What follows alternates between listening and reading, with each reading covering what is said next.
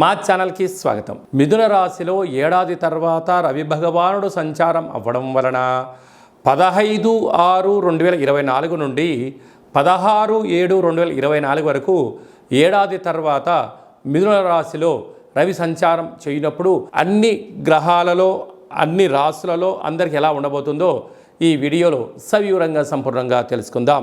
సింహరాశి వారికి ఏడాది తర్వాత రవి భగవానుడు లాభస్థానంలో మిథున స్థానంలో సంచారం చేయనప్పుడు వృత్తులలో ఉద్యోగాల్లో ప్రభుత్వ అధికారులతో ప్రైవేట్ రంగాలలో సకాలంలో ధనం మీ చేతికి అంది స్థిరాస్తులు చరాస్తులు వాహనాలు బంగారు ఆభరణాలు ఎలక్ట్రానిక్ వస్తువులు ఎలక్ట్రికల్ వస్తువులు విలాసవంతమైన జీవితాన్ని పొందగలరు.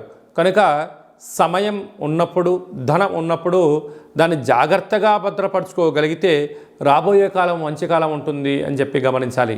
తీర్థయాత్రలు ఆధ్యాత్మికమైనటువంటి సేవారంగ కార్యక్రమాలు అన్నదానాలు నలుగురితో కలిపి విందులు వినోదాల్లో ఆనందకరమైన జీవితాన్ని పొందబోతున్నారు. కనుక ఇలాంటి కాల సమయంలో దయచేసి ధనాన్ని సమయాన్ని వృధా చేసుకోకుండా మీరు స్థిరచరాస్తులపైన పెట్టుబడి పెట్టగలిగినట్లయితే మీ యొక్క సంపాదన అంతరం కూడా మీకు రాబోయే కాలానికి సువర్ణపు జీవితానికి స్వాగతం పలుకుతారు అని చెప్పి గమనించాలి. మిథున రాశిలో రవి భగవానుడు సంచారం చేయనప్పుడు ఇంకనూ స్వామివారి యొక్క ఆశీస్సులు మనకు అద్భుతమైన విజయాలు ఫలితాలు కలిగించగలగాలి అన్నట్లయితే ప్రతి ఆదివారం పూట ఉదయం 6 నుండి 7 గంటల వరకు రవిహోర జరుగుతూ ఉంటుంది. అలాగా నెల పొడవునా ఆ సమయంలో రవిహోర కాల సమయంలో ఎలాంటి విధానాలు పాటించాలన్నట్లయితే ఎరుపు వస్త్రాలు ధరింపచేయడం, గోధుమలతో కూడుకున్న ఆహారాన్ని భుజించడం, ఆవులకు కుక్కలకు సాధు సంతులకు గోధుమ రొట్టెలను దానం చేయడం వలన మంచి ఫలితం కలుగుతుంది అని చెప్పి గమనించాలి. అలాగనే ఇంకనూ మనం విజయం సాధించగలగాలి అన్నట్లయితే ఈ యొక్క పాత్ర కంచు పాత్ర అంటారు. ఇక్కడ రాసులు 12 ఎలా ఉంటాయో 12 రాసులను అచ్చు వేయడం జరుగుతుంది. ఈ యొక్క పాత్రను మనం ఇంట్లో ఉంచుకొని ఎలాంటి విధానాలు పాటించాలో సంపూర్ణంగా తెలుసుకుందాం. ఇలా ఒక్కసారి శబ్దం చేయగానే ఓం అనేటువంటి శబ్దం రావడం ప్రారంభిస్తుంది. ఒకసారి చూడండి.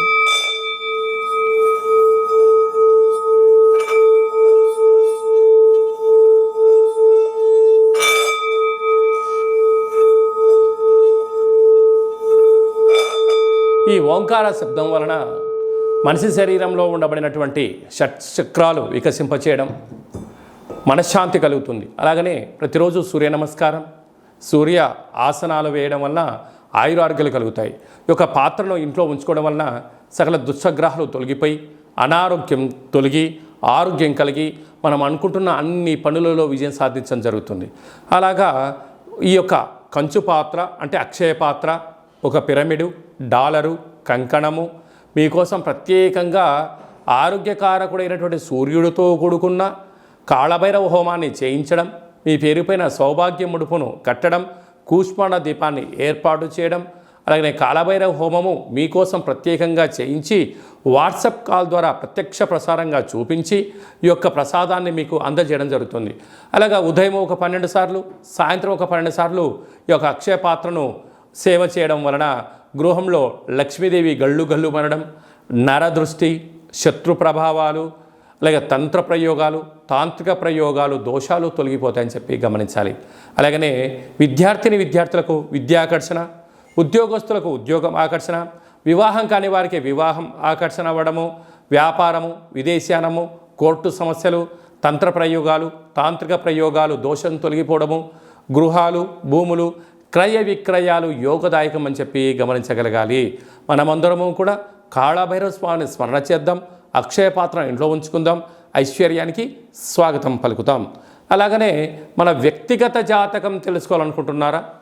మీ యొక్క పేరు, పుట్టినటువంటి తేదీ, నెల, సంవత్సరం, సమయం రాసి మీరు వాట్సాప్లో పంపించగలిగినట్లయితే పూర్తి 100 సంవత్సరముల జాతకాన్ని వ్రాసి పంపించి మీరు పుట్టినప్పుడు గ్రహ గమనాలు ఎలా ఉన్నాయి, ప్రస్తుతం ఎలా ఉంటున్నాయి, రాబోయే కాలంలో ఎలా ఉంటున్నాయో సవివరంగా సంపూర్ణంగా తెలియజేయడం జరుగుతుంది. అలాగే చాలామందికి పుట్టినటువంటి కాల సమయంలో డేటా బర్తులు లేనటువంటి కారణం వలన మీ పేరు యొక్క మొదటి అక్షరాన్ని అనుసరిస్తూ రాశిని తెలియచేస్తూ, అలాగనే కాళభైరవ ఉపాసన చేత భూత భవిష్యత్ వర్తమానాన్ని తెలియచేస్తూ గవళ ద్వారా జ్యోతిష్యం చెప్పబడడం జరుగుతుంది.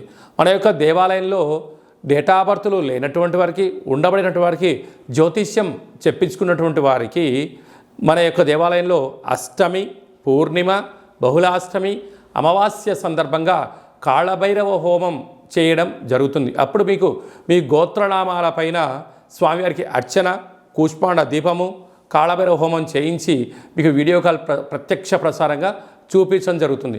కనుక మనమందరము కూడా కాళభైరవ స్వామిని స్మరిద్దాం, ధ్యానిద్దాం, కష్టాలకు స్వస్తి పలుకుదాం, సంచిత కర్మ, ప్రారబ్ధ కర్మ, ఆగమిక కర్మలను నివారించుకుందామని చెప్పి గమనించాలి. అలాగనే మీ అబ్బాయి కానీ అమ్మాయి కానీ పుట్టినట్టయితే వారి యొక్క ఆ రోజు, ఆ తిథి, వారము, నక్షత్ర ప్రకారంగా ఎలాంటి జన్మనామం పెట్టుకోవాలో తెలియజేయడం జరుగుతుంది.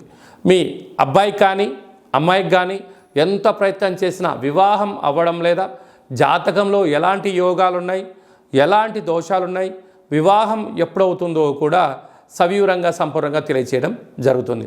అలాగనే వచ్చినటువంటి వధువు కానీ వరుడు యొక్క వీరిద్దరి యొక్క జాతక కలిపిన తర్వాత పాదాలు, గణాలు, గుణాలు, జీవన విధానము, సంతాన పరిస్థితి, విదేశీయానము, ధనయోగము, భూయోగము, ప్రభుత్వ ఉద్యోగ యోగాలు ఎలా ఉంటున్నాయో కూడా వారిద్దరిని వివాహబద్ధం తదనంతరం ఎలా ఉండబోతుందో కూడా తెలియజేయడం జరుగుతుంది.